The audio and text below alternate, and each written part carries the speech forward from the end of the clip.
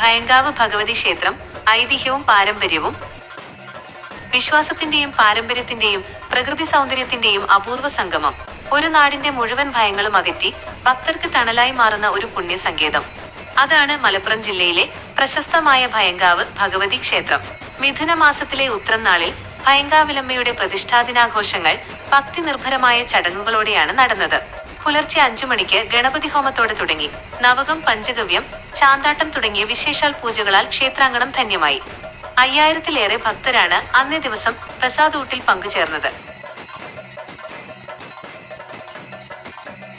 ഒരു കാലത്ത് കൊടുങ്കാടായി ഭയം നിറഞ്ഞു നിന്നിരുന്ന ഈ പ്രദേശത്തേക്ക് കൊടുങ്ങല്ലൂർ അമ്മ എഴുന്നള്ളിയതോടെയാണ് ദേശത്തെ രോഗങ്ങളും ദാരിദ്ര്യവും ഭയങ്ങളും മാറിയതെന്നാണ് ഐതിഹ്യം.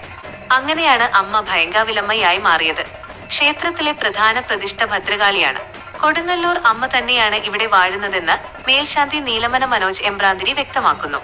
ശാസ്താവ് ഹനുമാൻ, മുല്ലക്കൽ ഭഗവതി, ക്ഷേത്രപാലൻ എന്നീ ഉപദേവതകളുടെ സാന്നിധ്യവും ഈ പുണ്യഭൂമിയിലുണ്ട്.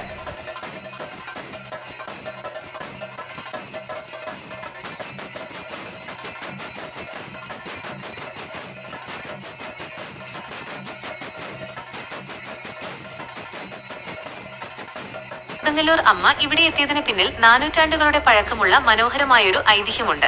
പണ്ട് ദേശാധികാരിയായിരുന്ന മൂപ്പിൽ നായർ കുടുംബത്തിലെ കാരണവർ കൊടുങ്ങല്ലൂരമ്മയുടെ വലിയ ഭക്തനായിരുന്നു.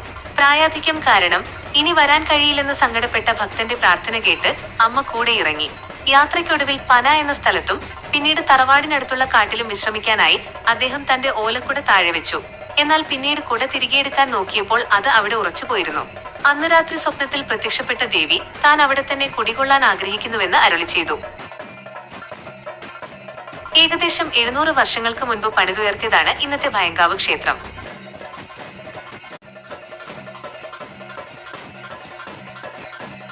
കുട ആദ്യം വെച്ച പനയിടം ഇന്നും മൂലസ്ഥാനമായി ആരാധിക്കപ്പെടുന്നു.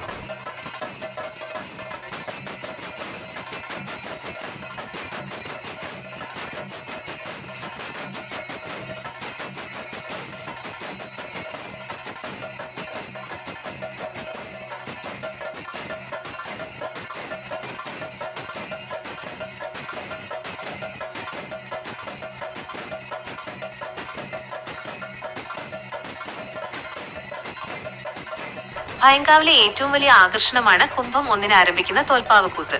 ഭദ്രകാളിയും ദാരികനും തമ്മിലുള്ള യുദ്ധത്തിനിടയിൽ രാമരാവണ യുദ്ധം കാണാൻ കഴിയാത്തതിൽ വിഷമിച്ച ദേവിയുടെ സങ്കടം മാറ്റാനാണ് രാമായണ കഥ തോൽപ്പാവക്കൂത്തായി ഇവിടെ അവതരിപ്പിക്കുന്നത്. ഇതോടൊപ്പം കളമെഴുത്തുപാട്ടും നടക്കുന്നു. രാത്രി 10 മണിക്ക് തുടങ്ങി പുലർച്ചെ വരെ നീളുന്ന ഈ കല